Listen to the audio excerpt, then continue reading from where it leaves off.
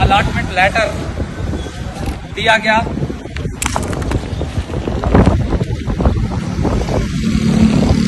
ये allotment letter दिया गया कि आप जाएं। मैं 1 करोड़ रुपए दे चुका हूं। अलीम खान की ये सोसाइटी है पार्क व्यू,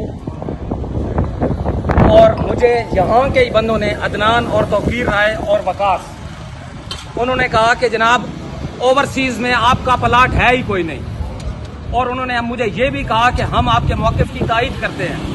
इसके बाद मुझे ये देखें, इसके बाद ये देखें, एक मिनट प्लीज, ये देखें चीफ जस्टिस साहब, ये देखें चीफ जस्टिस साहब, ये देखें चीफ जस्टिस साहब, चीफ जस्टिस साहब, ये देखें, ये देखें आर्मी चीफ साहब, खुदा का वास्ता हम लुट गए। आर्मी चीफ साहब, आर्मी चीफ साहब, आर्मी चीफ साहब, खुदा का वास्ता है, आर्मी चीफ साहब हम लुट गए।